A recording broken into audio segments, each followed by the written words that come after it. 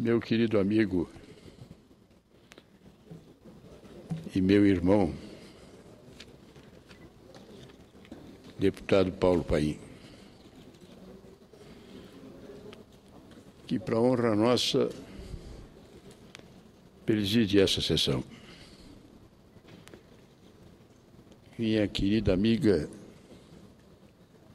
companheira de longo tempo na vida profissional, na imprensa e política, querida senadora Ana Amélia. Meu querido amigo, brilhante, extraordinário jornalista, homem rádio, de televisão, que já podia ter ingressado na vida pública, lá se vão 20 anos, tantos os convites que eu lhe fiz para ingressar, a que agora está aqui e que tenho certeza que honrará essa casa. É uma emoção, eu agradeço ao senhor presidente que nesse instante estejam os 3 senadores gaúchos presidindo a mesa na hora que esse gaúcho volta para seus pagos.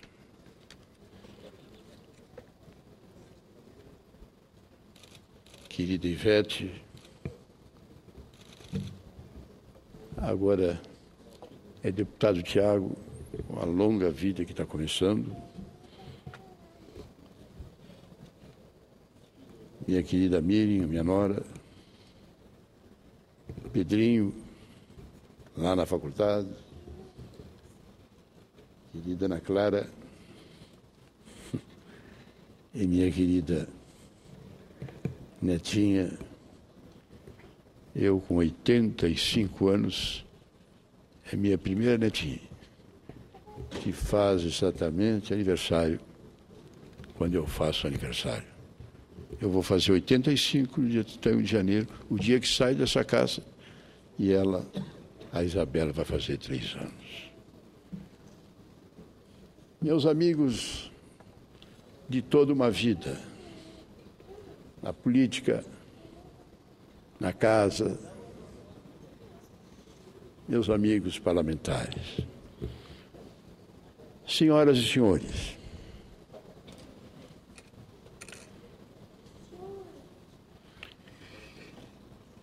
hoje eu vou deixar que a emoção sopre palavras no meu ouvido. Não há razão para tristeza quando o coração tem a sensação do dever cumprido. Se brotarem lágrimas, que elas irriguem o que de melhor eu pude plantar enquanto eu aqui estive.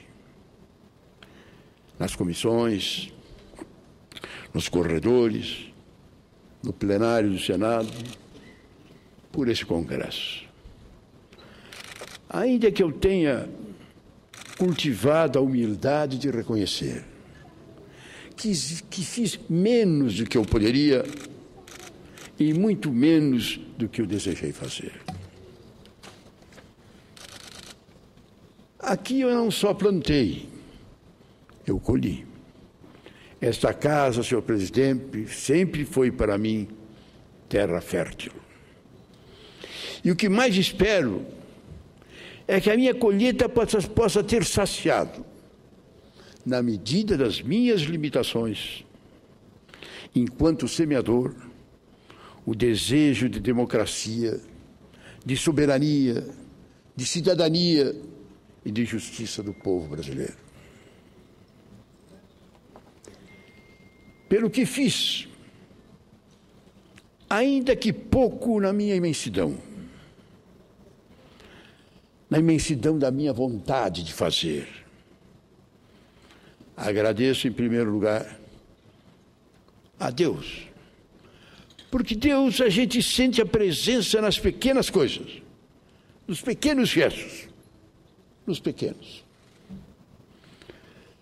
Como disse o poeta tão citado há tão pouco, Manuel de Barros, eu não precisei ler São Paulo, Santo Agostinho, São Jerônimo, nem Tomás de Aquino, nem Francisco de Assis, para chegar a Deus.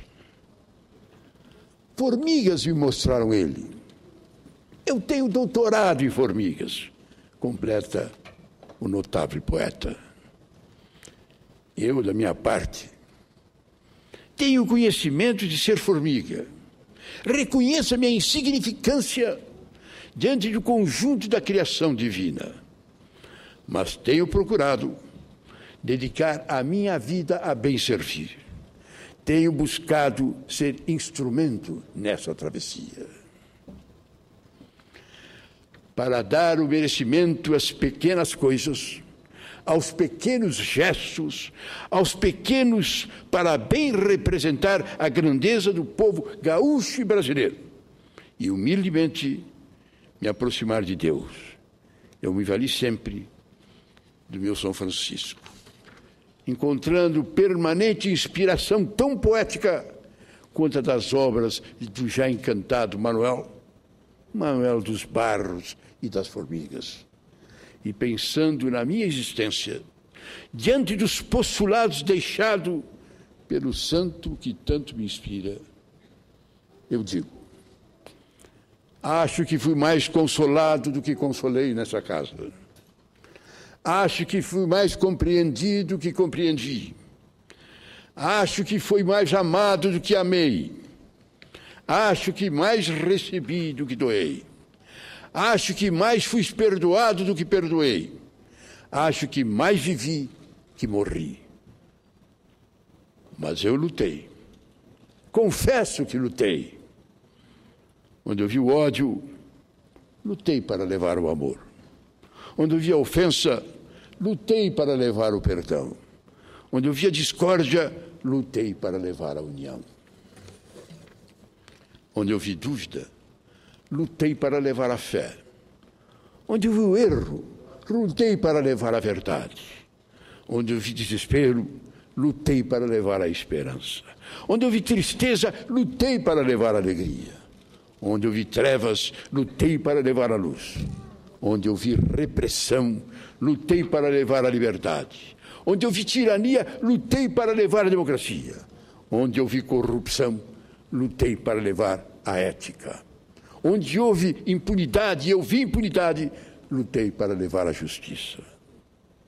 Agora, completando essa minha caminhada e admitindo que ela deixou marcas profundas na minha alma, faço minhas palavras do querido poeta gaúcho Mário Quintana.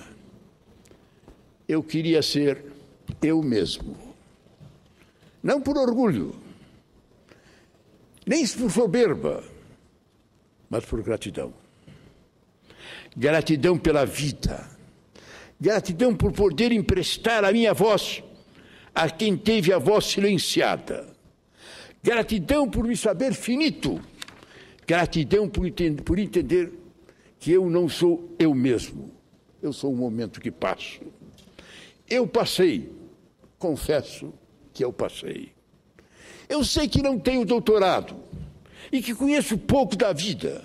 Afeto que sempre fui às pequenas coisas, aos pequenos gestos, aos pequenos.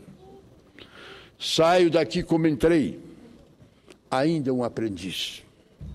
E vou seguir o meu destino fazendo o meu caminho. Terei mais tempo agora para ler São Paulo, Santo Agostinho, São Jerônimo, São Tomás de Aquino. Terei mais tempo agora para ler Mário Quintana, Manuel de Barros, Paulo Neruda, João Cabral de Melo Neto. Terei mais tempo agora para ouvir Chico e Caetano, Mercedes Souza e Vitor Ramiro. Terei mais tempo agora para seguir os postulados de Chico de Assis. Tereis mais tempo agora para ouvir os pequenos. Terei mais tempo agora para observar as formigas. Terei mais tempo agora para conversar com os jovens. Terei mais tempo agora para fotografar o silêncio, o perfume, o perdão, o sobre, a nuvem, a existência, como disse o poeta. Terei mais tempo agora para conversar com os meus amigos, jogar fora a conversa que guardei por tanto tempo debaixo do colchão dos meus sonhos. Terei mais tempo agora para mergulhar no mar vermelho da torcida colorada do meu Internacional. Terei mais tempo agora para conviver com a minha família, com os meus irmãos. Terei mais tempo agora para curtir o sorriso das crianças, para aprender a ser feliz como a minha querida neta. Terei mais tempo, enfim, para conhecer melhor a mim mesmo. E mesmo que não reste tempo para tudo responder, peço a Deus que me conceda a graça de que tenha o tempo suficiente para as minhas perguntas, as minhas angústias, as minhas dúvidas, as minhas eventuais faltas de fé. Terei mais tempo agora para dar conta a Deus dos meus fraquejos e desatinos, para que eu possa ao menos me sentir perdoado por Ele e por quem eu os pratiquei. Terei mais tempo. Não me importa se me resta menos tempo. Já disse alguém, quanto menos tempo a gente tem, mais a gente consegue fazer. As minhas palavras deixam agora o relento dos discursos, mas não recorrerão ao agasalho do silêncio. Vou soprá-la a outros ouvidos. Vou semear em outros campos férteis, como esse do qual agora me despeço. Vou agora para onde estão os jovens, porque é deles o reino do futuro, e a missão lá fora também urge. Vou caminhar por esse imenso país e semear as minhas ideias nos campos fecundos do saber, de uma juventude que clama por mudanças. Não mais uma juventude de palavras silenciadas pela repressão. Agora elas são impelidas pela indignação. A indignação, com a impunidade que alimenta a corrupção, a mesma corrupção responsável pelas nossas maiores mazelas. Eu não consigo imaginar como são as noites do sono do corrupto e do corruptor, que vem no noticiário da noite o choro da mãe, filho desfalecido no colo, pela falta do hospital, que poderia ser construída com dinheiro público que eles escondem debaixo dos seus colchões. Colchões com etiquetas do paraíso fiscal. Que sonhos ilustram esses mesmos sonos, se ele sabe que mais de 10 milhões de brasileiros ainda são considerados indigentes, miseráveis, que vivem dos retolhos do nosso desenho e que morrem serenamente um pouco por dia por falta de comida, de remédio, de cidadania. Eu vou às universidades, às associações de classe, às igrejas, todas as tribunas que me permitem lançar as minhas sementes de ética na política no Brasil de hoje e do amanhã. Eu vou, enfim, onde o povo está. Foram 32 anos só nessa casa ao longo dos meus 60 anos de vida total na política. Mais de 3 décadas. A minha vontade é de me dirigir a cada um dos companheiros que aqui tive, para abraçá-los e agradecer-lhes pela dádiva da convivência. Bem-aventurados sejam todos. Choramos nesses anos a partida de muitos dos nossos. Abençoam todos os que são saudades. Suas vozes ainda ecoam no silêncio desses corredores e plenários. Seus exemplos continuam apontando o caminho do bem. Lembro-me de alguns, em homenagem a todos. Abenço Teutônio Vilela, Tancredo Neves, Rames Tebet, Mário Covas, Franco Montoro, Gerson Pérez e Itamar Franco. Abençoo Alberto Pasqualini, meu grande mestre e inspirador, maior da minha trajetória na política e na vida social. Abençoo Ulisses Guimarães, maestro da cidadania da nossa Constituição, que não foi senador, mas teve o dom de ocupar todas as nossas mesas e cadeiras, os nossos corações e as nossas mentes, de quem eu disse no dia depois: há um grande silêncio nas ruas do Brasil após a sua morte. Sim, houve e ainda há um grande silêncio nesse plenário, na ausência das nossas salas do grande Ulisses. Não obstante o silêncio e a ausência, silêncio que perturba os nossos ouvidos, a ausência que fere os nossos olhos, a voz forte de Ulisses Guimarães ecoa na consciência moral desse parlamento, de nosso povo e de nosso tempo. Abençoo Darcy Ribeiro, professor e aprendiz, que também retratou o povo brasileiro, nossa obra extraordinária, que ela traduziria assim esse momento. Fracassei em tudo que tentei na vida. Tentei alfabetizar as crianças brasileiras, não consegui. Tentei salvar os índios, não consegui. Tentei fazer uma universidade séria, fracassei. Tentei fazer o Brasil desenvolver-se autonomamente, fracassei. Mas os fracassos são minhas vitórias. Eu detestaria estar no lugar dos que me venceram. Eu também, como Darcy Ribeiro, tentei. Confesso que tentei. A sua semelhança, Darcy. Jamais vou querer ocupar o lugar daqueles que me venceram nessa minha luta pela ética, pela moral, pela dignidade na política. Levo comigo a certeza de que para eles a história será implacável. Quisera voltar no tempo, ao momento mesmo de recomeçar. No exame de minha consciência de volta, encontrar a vida que se inicia. Queria, nesse ir e vir de mim mesmo, me encontrar no tempo da Assembleia Nacional Constituinte, período em que o destino mobilizou o povo gaúcho e me levou ao governo do Estado do Rio Grande do Sul.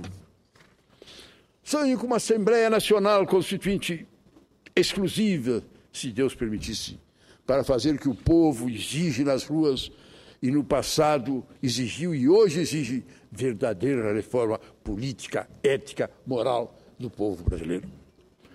Já disse um dia que eu teria renunciado ao meu mandato de senador caso recebesse do povo brasileiro a missão de elaborar um novo aparato legal que permitisse erradicar o mal feito da política brasileira. Saio hoje e o mal feito teima em ficar. O Congresso, em muitos casos, fez ouvidos moucos para os gritos roucos. O grito das ruas, o meu grito, o grito das mulheres e dos homens de boa vontade e de conduta reta, o grito de quem não pactua com os desmandos dos que mandam. Louvado sejam os bons mandos. O Supremo Tribunal Federal deu um enorme passo ao combater o que eu sempre defendi ser o maior de todos os males brasileiros, a impunidade. O julgamento do mensalão pode ter sido um divisor de águas. Turvas, observamos a montante. Límpida, esperamos a jusante. Leito seguido agora pela Justiça Federal do Paraná. Os escândalos da Petrobras, pelo que aquela empresa significa a nossa história de luta pela soberania nacional, é algo assim como uma punhalada traiçoeira em que tem o fato coração valente. Quem não morre, mas sangra. Sangra pelo recurso que jorra, bruto pela corrupção. O mesmo que falta refinado na dor do hospital, na escuridão, do analfabetismo e na guerra civil não declarada nas nossas ruas. Bem-aventurado Joaquim Barbosa, bem-aventurado Sérgio Moro, bem-aventurado todos aqueles que, abnegados, gritam e lutam contra a corrupção e contra a impunidade. Bem-aventurados os que, apostolados, impunham a bandeira da ética na política. Bem-aventurados sejam todos que, por meio de assinaturas de pressão sobre o Congresso Nacional, alcançaram o êxito da aprovação da ficha limpa. Este foi um caso em que o parlamento dignificou a sua existência. As portas de muitas consciências foram arrombadas de véspera, é bem verdade, mas valeu, nesse exemplo, o grito estridente das ruas. A unanimidade na aprovação do projeto das fichas limpas nesse Senado esteve longe de ser burra, como desta maneira também diria, e eu sou certo, Nelson Rodrigues. Pelo contrário, foi uma das votações mais inteligentes e mais memoráveis do Senado da República. A lei da ficha limpa foi um grande passo rumo à moralidade da representação política. Melhor seria se não necessitássemos de uma lei para exigir que a representação política seja limpa. A moralidade na representação popular deveria ser, na sua essência, uma cláusula pétrea, sem emendas, algo da própria constituição moral de quem se propõe se candidatar a um candidato público. Quem deve ter assim, que deve ser assim como um sacerdócio, nunca um negócio. Volto agora para o meu Rio Grande. Volto para o meu Rio Grande, uma viagem no trem da história. Volto ao Rio Grande com o seu passado, de lutas e resistência, de derrotas e vitórias, que marcam o caráter e a têmpera de nossa gente. Da brava gente gaúcha que brigou e morreu para ser brasileira e para ser parte inseparável do Brasil. Volto para o meu Rio Grande, do pampa largo e derramado, como a liberdade e a democracia que, com nossa história, com a força do vento bituano e o caráter indomável dos povos charruas que nos deram origem. Volto ao Rio Grande de minhas raízes, de meus princípios, de meus valores, de meus amores, de minhas crenças, de minhas querenças, de minhas coerências, para sorver uma vez os exemplos que me fizeram, que me instruíram, que me moldaram. Volto para o meu Rio Grande, de onde nunca saí, que nunca me faltou, que nunca me deixou, que nunca me abandonou, porque nunca se aparta daquilo que nos define como ser e como alma. Volto para o Rio Grande no trem da história, que partiu do Rio Grande e retorna ao Rio Grande, na longa viagem do começo e fim, que marca a trajetória da vida de cada um de nós. Volto para o Rio Grande com a mansidão e a leveza de nunca ter partido no trem da memória, que nunca sai dos trilhos, nem perde o rumo, nem esquece a chegada. Que Deus, que a minha presença nos acontecimentos mais importantes da história de nosso país acontecessem. Ainda guri, lá estava eu no enterro de Getúlio Vargas em 1954. Moço, fui testemunha e atuei com vigor de jovem no governo do presidente Juscelino, que governou 50 anos em 5. Maduro, participei da campanha da legalidade depois da renúncia de Jânio Quadros para garantir a posse de João Goulart. Vossa Excelência pode conceder uma parte, senador? Com todo carinho. Eu só termino logo mais e darei toda essa parte depois, se Vossa Excelência me permitir. Eu só queria dizer a Vossa Excelência que, se fosse possível, o regimento dessa casa deixaria aquela bancada vazia, aquela cadeira que Vossa Excelência ocupou durante tanto tempo, desocupada, em homenagem à vida pública de Vossa Excelência. E eu quero lembrar, como lembrei já em outra oportunidade, os versos de Sérgio Bittencourt. Naquela mesa onde estava Vossa Excelência sempre presente nesse plenário, no ano que vem nós vamos dizer, naquela mesa está faltando ele.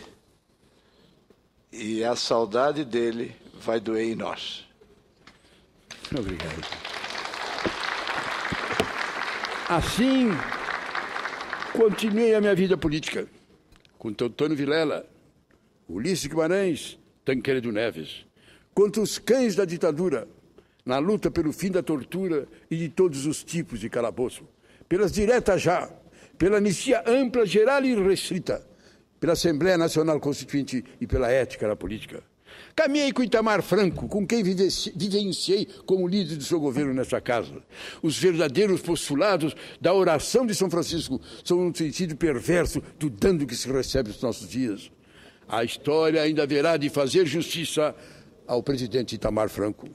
Se me perguntarem quais desses momentos mais marcaram a alma, citaria dois.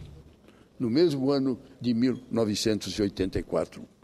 Um enorme ganho para toda a nação brasileira. Outro, com a maior das minhas perdas na vida toda. Aquele foi o último ano de 2 décadas de noites sombrias de ditadura militar. Com a vitória de Tancredo Neves. Aquele também foi o último de uma década de dias ensolaradas do meu querido filho Mateus. Havia um plantão em Brasília por sustentar a Aliança Democrática que levou Tancredo ao último colégio eleitoral. Aquele queria escolher o presidente da República, o primeiro civil, depois de 5 generais. Era dia de finados.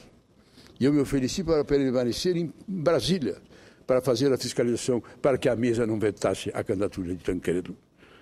Fiquei em Brasília em detrimento da campanha de família, da Companhia da Família, em viagem de programação feita para a praia. De repente, a exemplo de Abraão, o plantão transformou-se para mim em imolação. Não fui a Porto Alegre. Eu não estava lá naquela viagem. Viagem interrompida. Talvez Deus tenha soprado em mim como provação uma nova versão de Moriá, terra onde Abraão levou seu próprio filho para oferecê-lo a Deus. Moriá significa Deus providenciará. Embora tamanha perda, eu me fortaleci, sinceramente, na providência divina.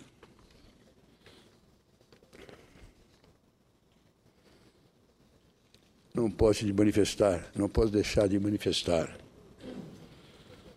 que quis Deus que esse meu momento também fosse de profunda tristeza pela perda jovem,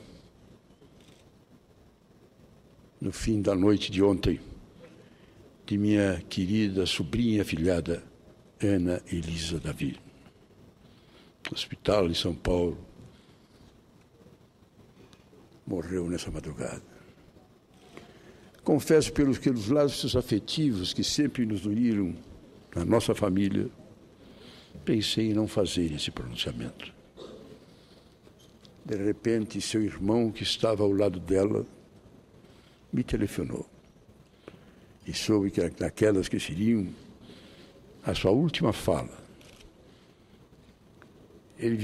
ela convidou a todos que a acompanhavam, naquele momento de quase despedida, para virem ouvir juntos hoje, nesse exato momento, o discurso do tio Pedro. Eu não tive o direito de deixar de vir aqui, hoje, e de atender a um dos últimos desejos de minha querida Ana Elisa. Eu tenho certeza de que ela está me vendo e me está ouvindo. Agora no plenário, mais iluminado da nossa existência, na companhia do Criador, depois dessa passageira travessia terrena. A bênção, Ana Elisa Davi. Esteja em paz, no repouso que tu mereces. Dia desses, eu voltei a subir as escadarias da Pontifícia Universidade Católica do Rio Grande do Sul. Depois de muitos anos, segurei por alguns instantes os ponteiros do relógio do meu tempo. Não sei se me emocionei mais com o barulho dos corredores ou com o silêncio das salas de aula. Um abraço saudoso dos professores, meus contemporâneos, que lá permanecem, ou com o olhar esperançoso dos novos alunos, que agora se ocupam mais da tecnologia do que da caligrafia. Ali eu senti na pele e na alma a cidade do passado, a saudade do passado e a esperança no futuro. Sim, saudade do meu passado, isso, esperança no nosso futuro. Talvez seja assim. No duro confronto das duas realidades conjuntas, que eu vejo a minha volta ao Rio Grande. Subir e descer as escadarias do meu tempo, abraçar a saudade e alimentar a esperança. As escadarias da Câmara Municipal de Caxias do Sul, as escadarias da Assembleia Legislativa do Rio Grande, as escadarias da União Nacional dos Estudantes, do Governo do Rio Grande do Sul, do Ministério da Agricultura, de outros lugares por onde andei. Não sei se deixando saudade, mas certamente cultivando-a em mim. Não posso negar que deverá ser dolorida a saudade do nosso convívio diário, de todos os caminhos que nos levam ou que nos trazem a Roma ou a Meca, nesse plenário. Do abraço do dar as mãos, dos cochichos dos microfones e dos holofotes, de todos aqueles que nos chamam pelo nome e pelo sobrenome, e de quem para nós a lembrança já é vaga. Franciscano, dividirei a minha saudade, pelo menos assim espero, com todos aqueles que comigo comungaram das mesmas ideias e dos mesmos ideais. Deles levo a metade, para eles deixo a outra.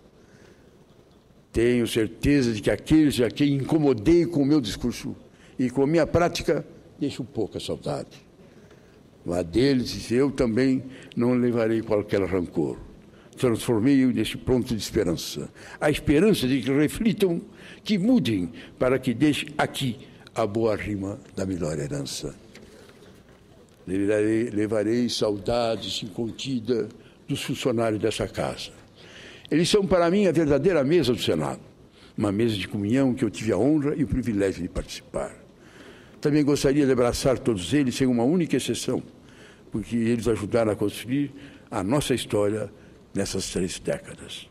Deixo meu agradecimento emocionado a todos os funcionários do meu gabinete, os de agora e os de sempre. Eles são também a minha grande família, a família que eu escolhi. Juntos, além do trabalho que nos deu sustento, construímos o que há de mais puro e sincero no sentimento. Uma amizade que guardarei no lado esquerdo do peito, como a canção, mesmo que o tempo e a distância digam não. Dia 1º de fevereiro de 2015 será o meu primeiro dia em 60 anos que eu não terei um mandato por escolha direta do povo do Rio Grande. Em 6 décadas vou experimentar pela primeira vez uma vida sem o meu nome nas urnas. Votar sem ser votado. Escolher sem ser escolhido. No meu primeiro minuto daquele dia, terei eu 85 anos. E a querida neta Isabela, presente de Deus que veio ao mundo exatamente no dia do meu aniversário, completará 3 anos. Eis a vida em movimento. Começando para ela, recomeçando para mim. Foram 6 décadas de vida pública para o qual eu acordei naquele discurso da formatura como orador da turma de 1957, na Faculdade de Direito da Pontifícia Universidade Católica do Rio Grande do Sul. Tanto tempo, e parece agora no tempo do discurso feito lá e cá, na forma de oração. Dizia eu em 1957, aqui está a geração acadêmica de 1957, comovidos, porque esta é a hora da despedida, pensativos, porque é impossível não refletir sobre a gravidade da vida que se inicia. É nessa hora limiar, nessa hora fronteira, compreendendo que é preciso partir, porque há novas gerações subindo no fluxo incessante das idades, mas ouvindo lá fora, temerosos, o rumor áspero da vida, indecisos ainda sobre o rumo a seguir. É nessa hora que, segundo o rito da tradição acadêmica, devemos falar. Emocionado também lá como cá, eu continuei. Há sempre no contínuo suceder dos povos e civilizações, tempos de semeadura e tempos de colheita, épocas de sacrifício e épocas de glória. Nós somos a idade da renúncia. Somos os legionários da honra de salvar as gerações amanhecentes nessa fase singular da história do mundo. Cabe-nos cooperar na obra imensa de reespiritualização da humanidade, reintegrando a vida na sua legítima e suprema aspiração, auxiliando os homens de boa vontade, que não abandonaram nunca as linhas avançadas da dignidade humana, vigilantes e destemidos e áspero do inimigo que não dorme. Mais uma vez, lá como cá, podia terminar o meu discurso com as mesmas palavras. A saudade seguirá a estrada do passado, a esperança o caminho do futuro. É que a saudade é a flor do coração, e o coração é que recorda. É que a esperança é a luz do espírito, e o espírito é que sonha. 6 décadas separam esses meus 2 discursos, um lá e outro cá. Nesse tempo eu continuo mesmo, com o mesmo espírito que sonha. Nesse tempo, como um Pablo Neruda, em que me inspirei nessas minhas confissões, eu vivo, completo e confesso que vivi. Vivi o tempo todo e dele tomo conhecimento e tomo como emprestadas as minhas palavras, as sinais que deixo como dispensagem aos que virão. Se puderes ser um pinheiro no topo se não puderes ser um pinheiro no topo de uma colina, ser um arbusto no vale, mas ser o melhor arbusto à margem do regato. Ser um ramo, se não puderes ser uma árvore, se não puderes ser um ramo, ser um pouco de relva e de alegria algum caminho. Se não puderes ser uma estrada, ser apenas uma senda. Se não puderes ser o sol, ser uma estrela. Não é pelo tamanho que terás êxito ou fracasso, mas ser o melhor no que quer que fizeres, com garra, com vontade e com disposição. Assim, é as palavras que eu digo com muito carinho e com muito amor aos meus irmãos. Me despeço com 2 palavras do maior significado para mim, e que registre nessa casa o meu sentimento, a minha fé, a minha essência que se identifico. Ser paz e bem, meus irmãos.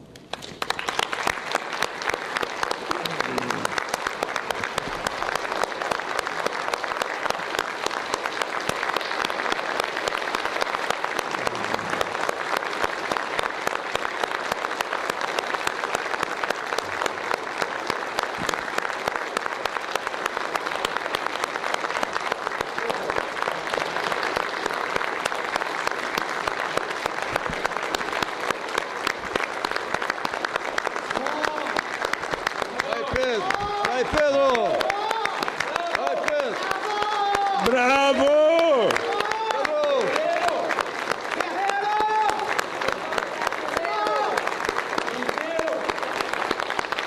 Por aí, Pedro. Pedro, quem sabe até pela idade. A partir desse momento, nós vamos abrir aos senadores e senadoras para fazermos a parte. O senhor que manda aqui, o senhor que manda. Só um sinal, já é uma orientação para mim. Agradecendo de coração entenderem o que eu falei, eu quero só transcrever ao meu discurso 2 cartas. Uma do governador José Ivo Sartori, governador eleito do Rio Grande do Sul, e outra do Sebastião Melo, vice-prefeito de Porto Alegre, e que coordenou a campanha para as eleições de 1900, do Rio Grande do Sul. Eles falam e analisam sobre a campanha, sobre a minha participação, onde eu não era candidato, mas à última hora houve uma determinação, o partido exigiu e eu aceitei. Muitos diziam que não devia coroar a minha vida com resultados desses de última hora, mas eu respondi, eu tenho que fazer isso. E a vitória do Sartori e o desejo que ele faça um bom governo, acho que valeu a pena, independente do que aconteceu comigo. Eu peço a transcrição. Vossa Excelência,